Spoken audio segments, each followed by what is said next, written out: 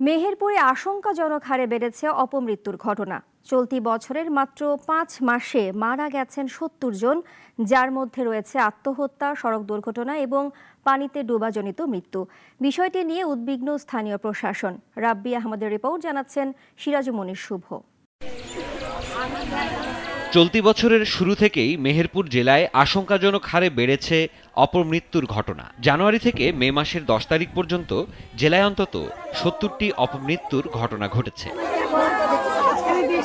আত্মহত্যা, সড়ক দুর্ঘটনা, পানিতে ডুবে মৃত্যু, পারিবারিক সহিংসতা এবং ভবন ধস, প্রতিটি ঘটনাই নতুন করে প্রশ্ন তুলছে নাগরিক নিরাপত্তা ও সামাজিক স্থিতিশীলতা নিয়ে। গত ৯-১০ দিনের মধ্যে প্রায় ৮-৯ জন মানুষ মারা গেল। এই যে অকালে প্রাণ ঝরে যাওয়া, এটা হৃদয় বিদারক কাহিনী। সামাজিক সচেতনতা যতক্ষণ পর্যন্ত বৃদ্ধি করা যাবে না, ততক্ষণ পর্যন্ত এই অপমৃত্যু ঘটতেই থাকবে।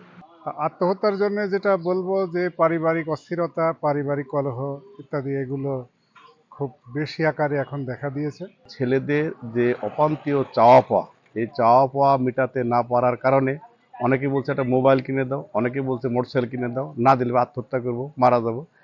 একেবারে যারা তরুণ, সবেমাত্র ছাত্র, হয়তো ইন্টারমিডিয়েট পড়ছে কিংবা এসএসসি দেবে, এ ধরনের ছাত্ররাই কিন্তু সড়ক দুর্ঘটনায় বেশি শিকার হচ্ছে। স্বাস্থ্য বিভাগের তথ্য মতে বছরের শুরুর ৩ মাসে ৪৫টি অপমৃত্যুর রেকর্ড রয়েছে। তারপর এপ্রিল মাসে ১২ আর মে মাসের প্রথম ১০ দিনে প্রাণ গেছে ১৩ জনের। উঠতি বয়স্কদের হাতে মোটরসাইকেল মানসিক চাপ, হতাশা ও অর্থনৈতিক অবক্ষয় এর কারণ বলছেন সুশীল সমাজ।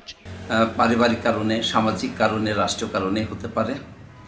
পারিবারিক কারণে দেখা যাচ্ছে যে স্বামী স্ত্রীর মধ্যে বিরোধ, বাবা মায়ের সাথে সন্তানের বিরোধ, সামাজিক ক্ষেত্রে দেখা যাচ্ছে প্রতিবেশীর সাথে বিরোধ, জমি সংক্রান্ত কোনো বিরোধ থাকতে পারে, আর্থিক লেনদেনের বিষয় থাকতে পারে। এসব কারণে এই অপমৃত্যুর ঘটনাগুলো ঘটে চলেছে। গতানুগতিক কারণ ছাড়াও পরিবার ও সমাজের কাছে নির্ভরতা না পাওয়ায় এসব ঘটনা বেশি হচ্ছে বলে মত সংশ্লিষ্টদের।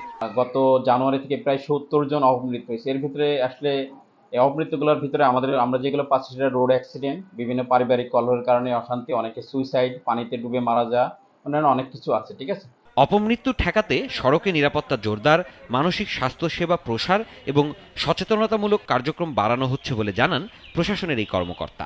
আমাদের প্রতিদিনই ট্রাফিক কার্যক্রম চলতেছে, প্রতিদিনই আমার ৩ থানায় ৩ জন টিআই আছে। এটা আমরা জেলা আইন শৃঙ্খলা মিটিংয়ে উপস্থাপন করছি। এটা একটা কম্বাইন ইফেক্ট। বিআরটি আছে, রোড ট্রান্সপোর্ট অথরিটি আছে, তারপরে এক্সিকিউটিভ ম্যাজিস্ট্রেটরাও তো কয়েকদিনে জরিমানা করছে। শুধু আশ্বাস নয়, নাগরিক নিরাপত্তা নিশ্চিতে প্রশাসনের নেওয়া উদ্যোগ দ্রুত বাস্তবায়ন হতে দেখতে চায় স্থানীয়রা। সিরাজুমনির শুভ, নাগরিক। ওয়ালটন আবারও মিলিনিয়ার অফারে ওয়ালটন ফ্রিজ কিনে আপনিও হয়ে যেতে পারেন মিলিয়নিয়ার।